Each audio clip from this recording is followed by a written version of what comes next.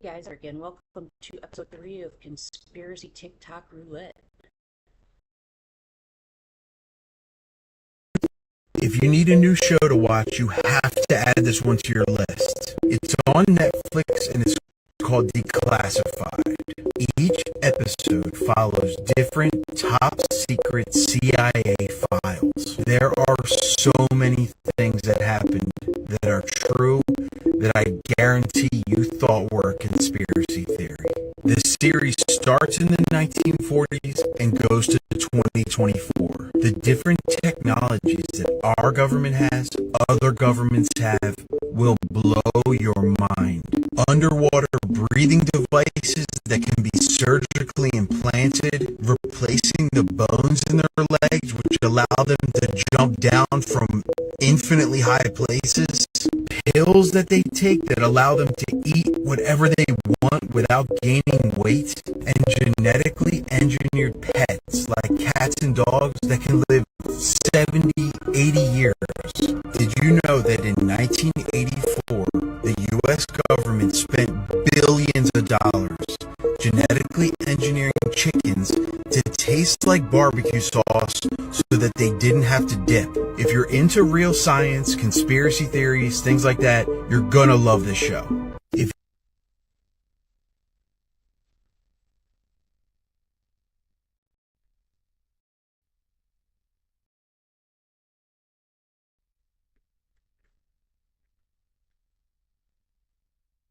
This is the new conspiracy theory I've been cooking up for the past about 15 seconds. I just watched a video of this lady take her parents to Portugal and then fly to Turkey, and they did like a full body scan. Saw a urologist, gynecologist, general surgeon, colonoscopies, stress tests, fucking treadmill things where you put the mask on like Bane and you run around, like crazy shit like that. They did this whole thing for $5,500. Then they're like, and then we flew to Spain for $300. Now here's my conspiracy theory. Again, super fleshed out. I fully believe wholeheartedly for the last 26 seconds that part of the reason international travel is so expensive from the United States is to preserve this idea that America is the best. Because if you let people travel, they realize like, oh, we're fucked. Oh, it's dog shit here. Actually, wait, we don't have excellent public transportation. Oh, okay. Oh, we don't have free healthcare. Oh, okay. When you are restricted to one location by finances, right? Like, it's difficult to travel abroad for people, especially if you're living minimum wage or paycheck to paycheck, like a huge amount of Americans are. It can be really difficult to save like $2,000 to go on a fucking week-long trip to Europe or whatever. And yes, I understand that geographically speaking, that does play a part in it, right? If you're in fucking Missouri, it's pretty difficult to get to Milan or get to Tokyo. I understand that. Maybe I'm wrong. And this is my reminder to not get on here to 1.4 million people and give you a fucking conspiracy theory that I've thought of for less than the intro of The Office. But airline companies, I'm on to you. Because once you get to where you're going, shit is cheap. Transportation, housing, food, all that. You could get a full tits to toes body scan for $5,500, where here it's like $100,000. But just to get to the location, you gotta shell out like $2,000. I fucking hate it here, dude.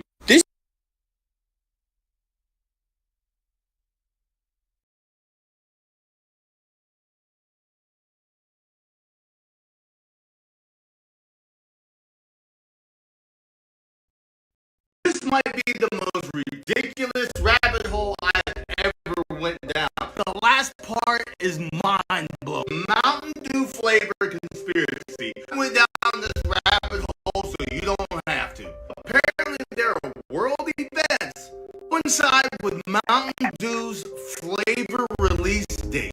Yeah, Mountain Dew's flavor names are very cryptic. Mountain Dew, the soda drink that started in 1940 by the Hartman brothers, was actually made just to cut whiskey.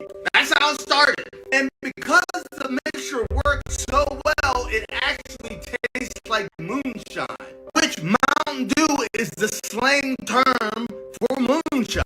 I swear all soda drinks have like some slippery origin story. They all started out on the wrong side of the tracks, if you know what I mean. So that's the backstory. Okay, flavors. Let's start with their first flavor, Code Red, May 2001. Code Red is also code for an extreme world event. That's what happened on September 2001.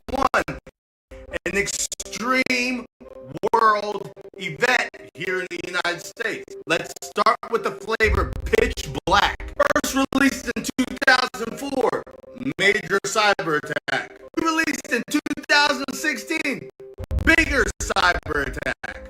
Then re-released in 2024, bigger cyber attack. Remember in 2024, the CrowdStrike cyber attack, which affected millions of Windows computers. That could just be a coincidence, right? Okay.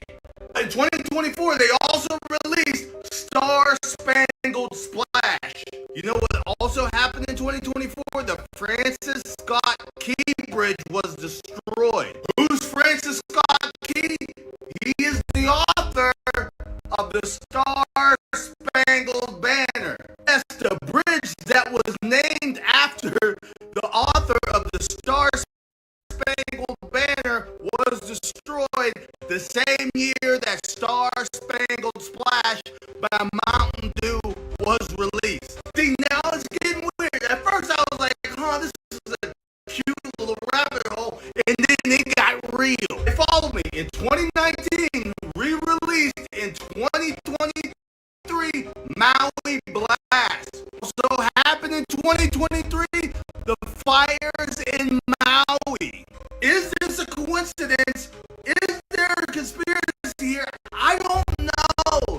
But when you line them up, it starts to look a little wild. Not to mention, also released in 2023, Baja Blast. Also happened in 2023, the Ensenada shootout in Baja, California, Mexico, that left 10 unalive. I'm not making this up. I wish I was making this up. I'm not making this up. Little breakdown. You may be asking me, Brandon, what's the next one? April 6th, 2026. Dirty Dew is the new flavor. Dirty Dew, April 6th, 2026. What does that mean? My mind went somewhere with Dirty Dew. I don't know if I'm tripping. This was just an afternoon rabbit hole that went down, and then I landed at Dirty Dew, April 6th, 2026. Let me know what you think that means. And maybe I'm not. Maybe, am I tripping? Am I tripping? Let me know. It's us. This is my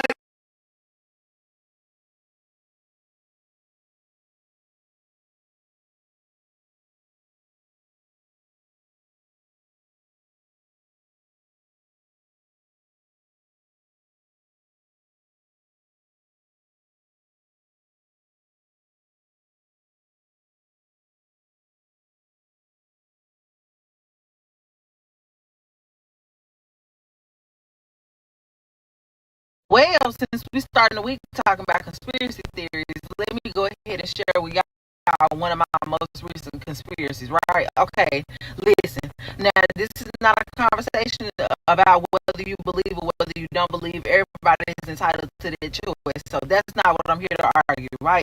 But either way, nonetheless, this is concerning that triangle with the eye in the middle. So recently I was watching a YouTube video, and the YouTube video is concerning the many artifacts that prove that Jesus was a real person that actually walked this earth, right? And so one of the artifacts that they provided was the Shroud of Turin. A part of that artifact, of course, you know, they do the scan on the Shroud of Turin, which revealed the image of Christ. But nonetheless, one of the things that was revealed in that image was that it's a possibility that Jesus was blinded in one of his eyes. And this is a flagrum. Okay, so this is a wooden dowel with 3 rawhide lines coming off it and lead balls on the end. Right.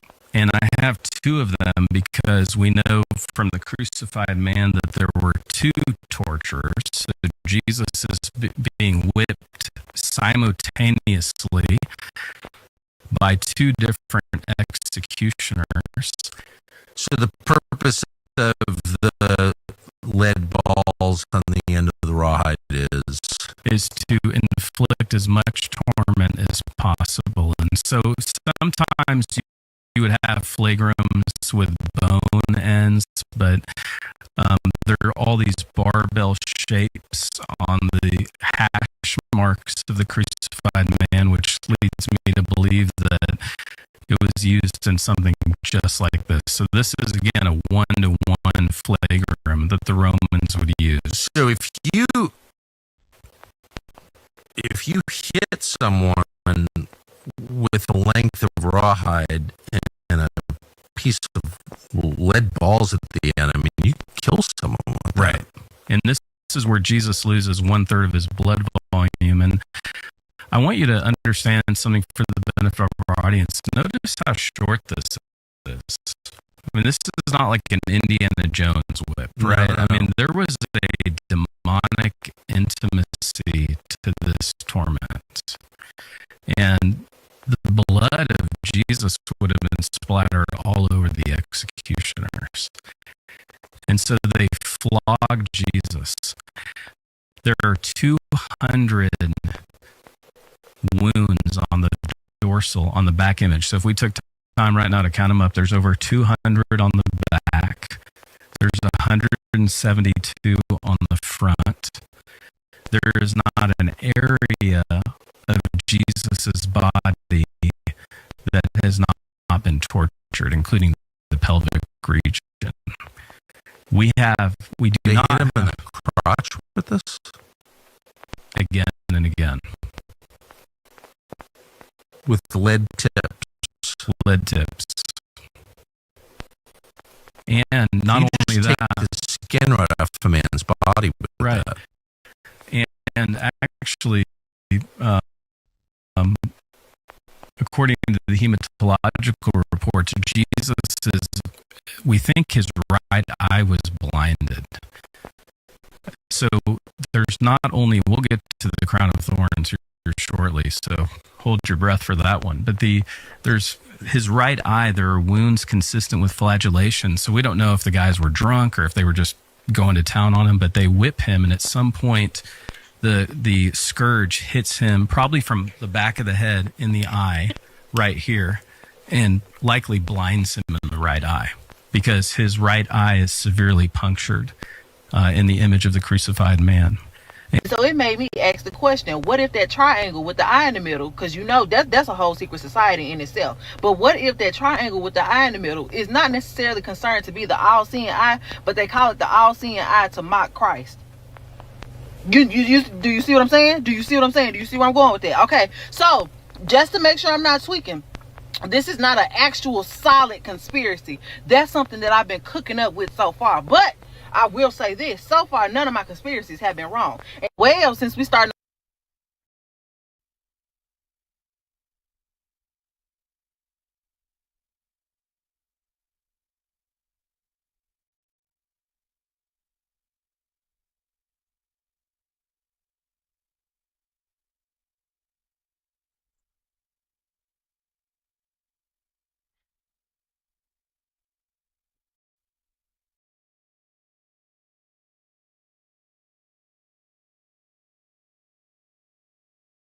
We're not being told the whole story. So for decades, we've been told that Princess Diana died in a car accident, but many people aren't buying it. So Princess Diana wasn't just royalty, she was special, she was different. She openly spoke about being for the people, not just the institution. She challenged the power structures all around her, and she did it publicly. But in interviews, including her explosive interview with BBC, Diana made it clear that she felt trapped by the royal system. And conspiracy theorists point to the same thing over and over. Diana was actively distancing herself from the British royal family, and she was gaining massive public support because she wasn't playing by the rules, by their rules. Now, if you fast forward to the recent wave of elite exposing document releases, suddenly people are revisiting Diana's death with fresh eyes because Diana became a liability. She represented compassion, accountability, and transparency in a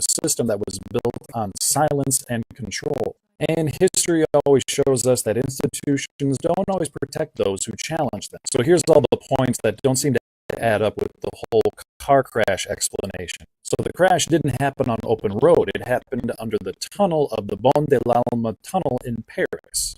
It's enclosed, hard to escape, difficult for witnesses, and perfect for controlling light, speed, and confusion. If you wanted to cause an accident on a very high-profile person, a tunnel would be the perfect location. So the official report concluded that the crash was caused by a high-speed and intoxicated driver. But a lot of people question how quickly that blame was assigned, and why any alternative explanations were very quickly dismissed. And in her BBC interview, Diana even pointed out to the fact that she felt she was very highly being monitored. They see me as a threat of some kind. One main point in the theory is months before her death, a handwritten note that she had given to her former butler, Paul Burrell. In this letter, she had allegedly warned that there was a plot against her, that she feared an accident could be staged, and specifically mentioned a car accident. There's been multiple investigations that have ruled it an accident, but conspiracy theories have a tendency to stick around when questions remain unanswered. We're not being told the whole story. So for decades, we've been told that Princess Diana died in a car accident. But many people aren't buying it. So Princess Diana wasn't just royalty, she was special, she was different. She openly spoke about being for the people, not just the institution. She challenged the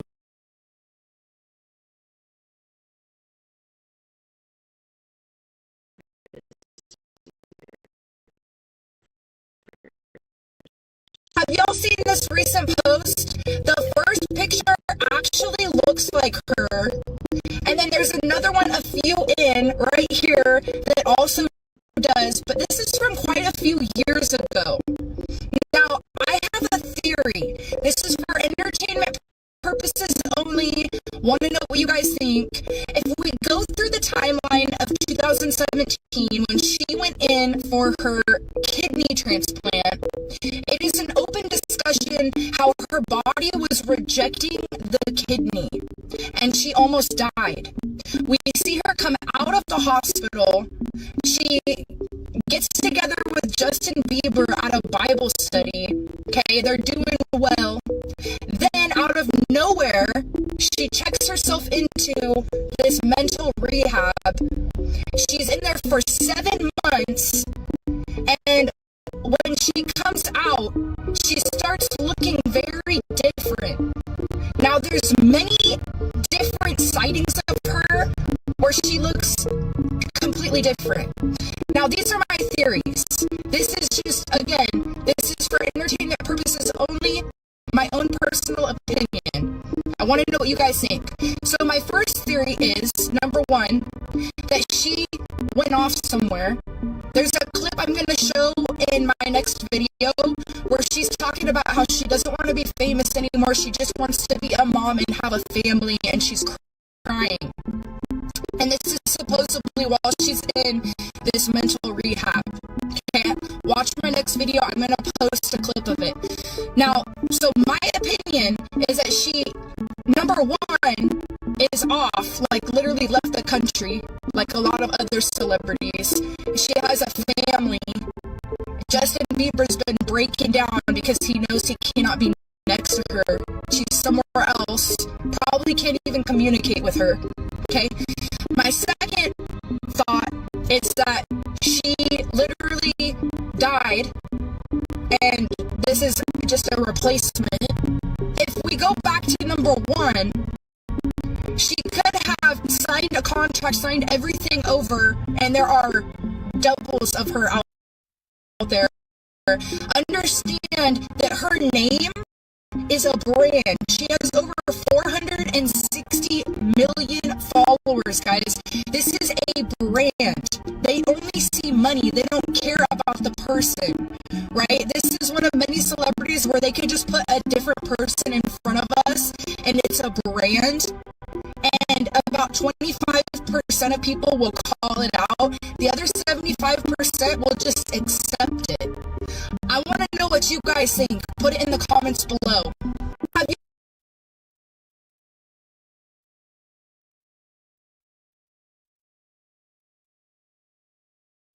Wait, so New York is trying to shut down a city and turn off lights at 11 p.m. statewide. You heard what I just said? They're proposing a bill in New York that will shut down most outdoor lighting from a simple question. What happens when a city gets darker? People move different. Businesses move different. Everything slows down. That's not lighting. That's behavior. Because when you control environment, you control patterns. You control when people go out. You control how long they stay out. Think about this. New York ain't just a random place. New York is one of the busiest, most active cities in the world. And you talking about shutting the lights off at 11 p.m.? And that goes back to what I said. This might just be a pilot program for everybody else in the United States.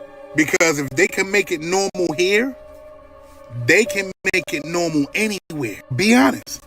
Do you think this shit is serious? Jump in them comments, man. I'm out.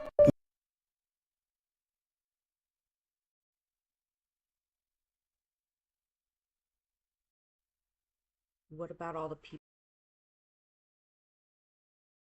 I have a theory of where consciousness is stored in the body. This one is a little bit crazy, but stay with me until the end. I promise it's all going to come together. We've always thought that consciousness is stored in the brain, but if you're into this stuff, you know that new studies are showing that might not be the case. There was this man in France who went in for a brain scan for something completely unrelated and found that 90% of his brain was missing. These are the actual scans. You can see almost all of his brain is gone. It's hollow. He lived a completely normal life. He had no idea, no health problems. For this one of this 87-year-old man that died in an MRI machine, and they saw that his brain was showing activity of memory recall 30 seconds before and after death. And there are so many other studies of this where the brain is showing activity of memory recall up to an hour after death. Ancient Egyptians believed that consciousness was actually in the human heart and that it was the center of wisdom, emotions, and memory. But this is not going where you think it's going to go. A few years ago, I watched this documentary on Netflix about water and how it holds memory, and I became obsessed with this idea, and I've always said that water is some kind of healing being. And then I discovered this woman, Veda Austin. She is a researcher. She just published a book earlier this year all about her studies and her findings. It's similar to that of Dr. Emoto. If you don't know, Dr. Emoto exposed water to all of these different phrases. He froze the water and then he looked at the molecules under a microscope, and these were some of the different findings that he found. Miss Veda Austin did something that you can literally do at home, and I'm going to do this. I ordered a bunch of petri dishes so I could try this for myself, so make sure you stay tuned. Basically, she politely asks the water to replicate an image. So this is a picture of her friend, and then this is the picture that the water drew after she froze it in a petri dish. The craziest thing about this is not a carbon copy, meaning the water literally interpreted this image and redrew it. She put her thumb in the water, and then it replicated basically a picture of her thumb with a hole in it, and then she said 3 hours later she cracked her nail in the exact same spot.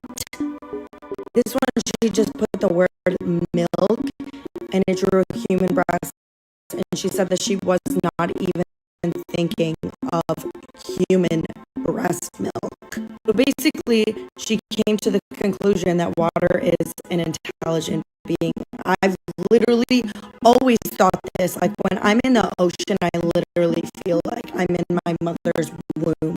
Let's reel it back in. The water is the unifying factor in all living things. When scientists were speculating that there may have been life on Mars at some point, it was because they were finding evidence that Mars may have had water at some point. So it's not just on Earth, it's among the universe as far as we know. If water is the unifying factor in all living things, and water has the ability to interpret images and words, and we in fact are living things here on Earth, and new studies are showing that consciousness may not be limited to the brain or the body in general. What if water is what holds our consciousness? What if water is what makes us conscious?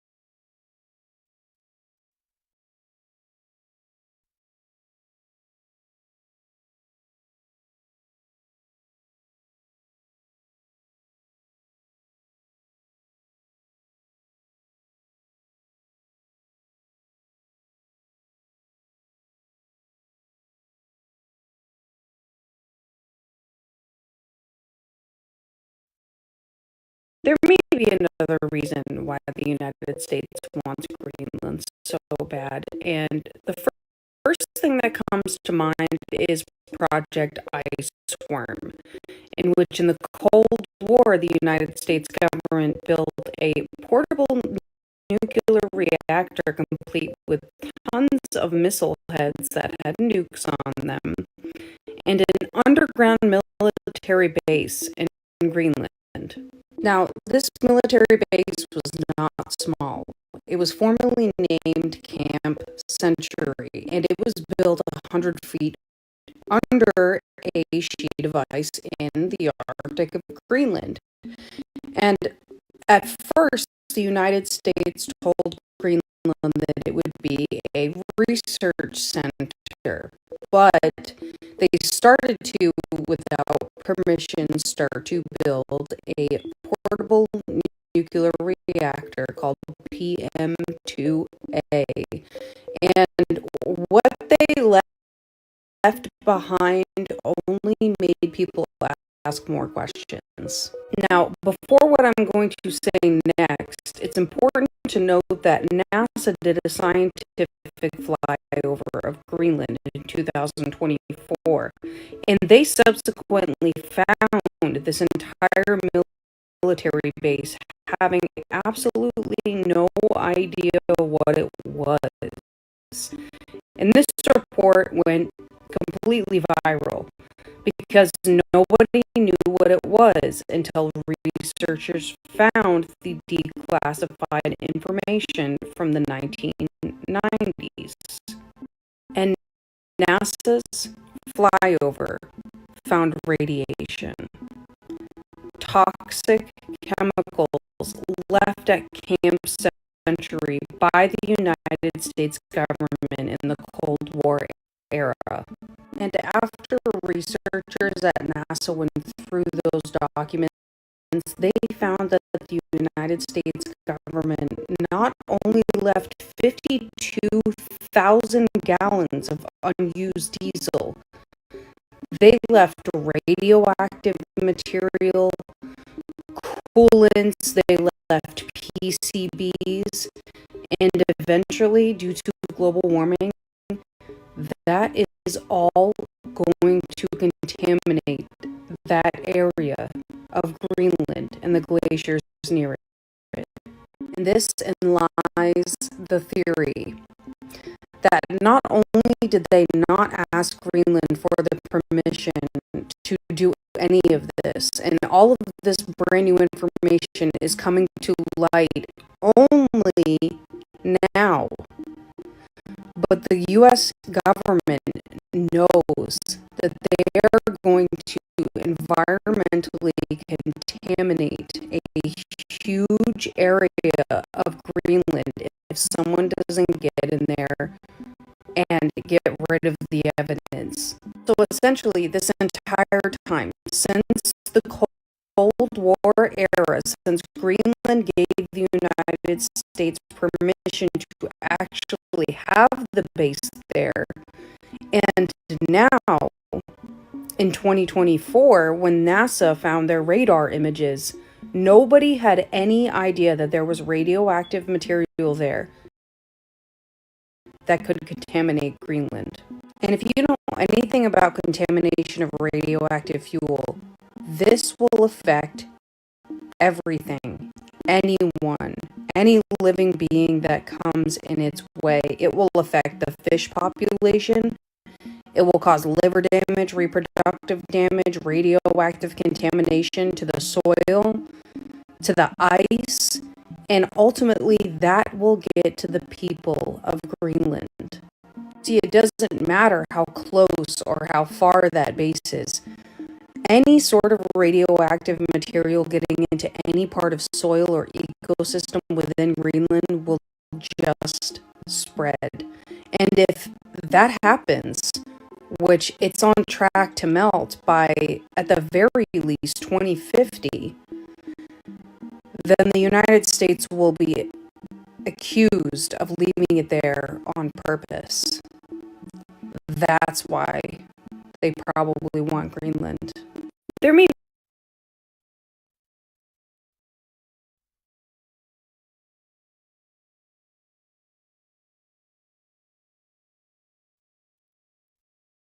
We really glazed over how insanely bonkers it is that a place like Epstein's Island even existed. But what most people don't know is that it wasn't the first of its kind. Decades earlier, in the middle of Lake Michigan, a desolate island owned by a wealthy Detroit socialite became the subject of all sorts of wild conspiracy theories. And at first, a conspiracy theory is exactly what most people thought it was. While on the surface, it was just a summer camp for young boys, teaching them survivalist skills in nature, behind the scenes, these children were being flown to this island to be exploited, filmed, and traded among the men who sponsored the island's operations. The owner of North Fox Island, a man named Frank Sheldon, had purchased the land specifically for this purpose. As a matter of fact, the very first thing he did was build an airstrip on the island as a means to shuttle boys in and out. One of the men who sponsored the island was a former school teacher named Gerald Richards. He and Sheldon ran a nonprofit called Brother Paul's Children Mission. The organization was supposed to help underprivileged youth connect with. Hey guys, sorry about that. I was editing and I noticed that it cut the last part of that video out. So I just wanted to say thank you for watching. Sorry that last video was cut short, but thank you for watching anyway, and I'll see you on the next one.